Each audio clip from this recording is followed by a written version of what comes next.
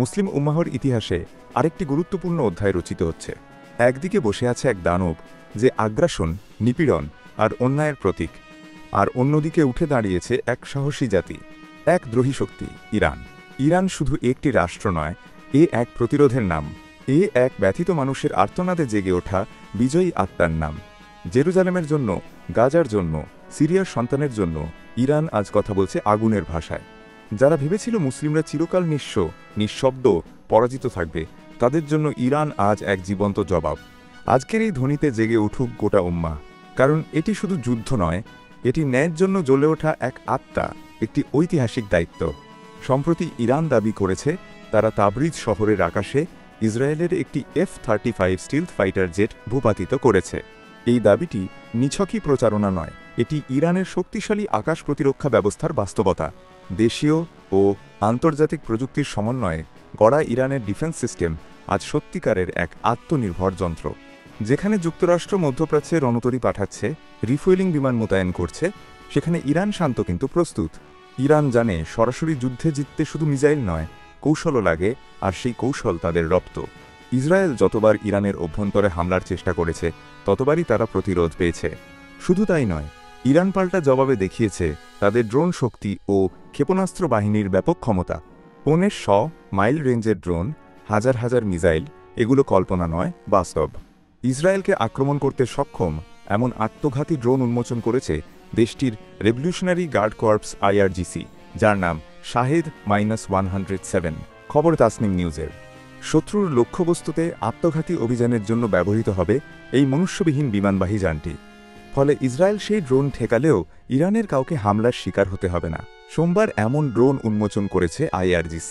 শাহেদের ছবি থেকে বোঝা যায় এটি একটি পিস্টন ইঞ্জিন দিয়ে সজ্জিত ড্রোন, যা 1,500 কিলোমিটারেরও বেশি পরিসরে উড়তে সক্ষম। আর IRGC তো পরিষ্কার বলেই দিয়েছে, ইসরায়েলের ক্ষয়ক্ষতি কল্পনারও বাইরে। কোনো প্রচার নয়, এই এক কথার মধ্যেই লুকিয়ে আছে পুরো গল্প। ইরানের সঙ্গে দীর্ঘমেয়াদী যুদ্ধের আশঙ্কায় ইসরায়েল খুবই উদ্বেগে রয়েছে বলে জানিয়েছে ওয়ালা নিউজের ইহুদিবাদী বিশ্লেষক ডেনিস ট্র্যানোভিচ। ইরানের রেডিও তেহরান এ খবর দিয়েছে। তিনি এক নিবন্ধে লিখেছেন, যুদ্ধ চলছে, কিন্তু ইসরায়েলের আশঙ্কা হল এটি দীর্ঘমেয়াদী যুদ্ধে পরিণত হতে পারে। এমনটি হলে তা ইসরায়েলের জন্য বড় বিপদ ডেকে আনবে। স্ট্রানোভিচ আরও বলেন, যদি যুদ্ধ দীর্ঘ সময় ধরে চলে, তাহলে তা ইসরায়েলি অর্থনীতি এবং সমাজকে ভেঙে ফেলবে। দখলদার ইসরায়েলের জায়নিস সেন্টার ফর সিকিউরিটি রিসার্চের গবেষক এবং সামরিক গোয়েন্দা পরিষেবার ইরান বিষয়ক ডেস্কের সাবেক এই প্রধান বলেন, ইসরায়েলের এটা বুঝতে হবে যে ইরানের পরমাণু বা ক্ষেপণাস্ত্র কর্মসূচি সম্পূর্ণরূপে বন্ধ করার ক্ষমতা তাদের নেই এবং দ্রুত ইরানের সাথে তাদের যুদ্ধ শেষ করতে হবে। এই সংকটের মধ্যে চীনের ভূমিকা আবার নতুন মাত্রা এনেছে। ইসরায়েলে থাকা চীনা নাগরিকদের যত তাড়াতাড়ি সম্ভব দেশ ত্যাগ করার বার্তা দিয়েছে বেইজিং। একই সঙ্গে আলোচনার কেন্দ্রে এসেছে চীনের এক রহস্যময় কার্গো বিমানের তেহরানে অবতরণ। অস্ত্রভর্তি এ কার্গো বিমান, এমনই আশঙ্কা। স্পষ্টতই বৈশ্বিক শক্তিগুলো জানে ইরানকে আর অবহেলা করার সময় নেই। আরও বিস্ময়কর হল 21টি মুসলিম দেশ একযোগে ইরানে ইসরায়েলি হামলার নিন্দা জানিয়েছে। এটা শুধু প্রতীকী সমর্থন নয়, এটা কূটনৈতিক বার্তা। ইরান একা নয়, ফ্রান্সের প্রেসিডেন্ট ম্যাক্রো সতর্ক করেছেন, ইরানের সরকার উৎখাতের যে কোনো চেষ্টা হবে একটি কৌশলগত ভুল। এই বাস্তবতায় প্রশ্ন হচ্ছে, ইসরায়েল কি আর সেই অজেয় শক্তি, নাকি এক নতুন বাস্তবতায় ইরান নিজেদের অবস্থান পোক্ত করছে? এই যুদ্ধ শুধু সীমান্তের নয়, এটা আত্মমর্যাদার লড়াই। একদিকে দখল, ধ্বংস আর অমানবিকার প্রতীক, অন্যদিকে ইরান, প্রতিরোধের প্রতিচ্ছবি, সাহসের কাব্য, মুসলিম উম্মাহর অবিচল আশ্রয়। যখন জালিম আগুন ছড়ে, ইরান জবাব দেয় বজ্র নিনাদে।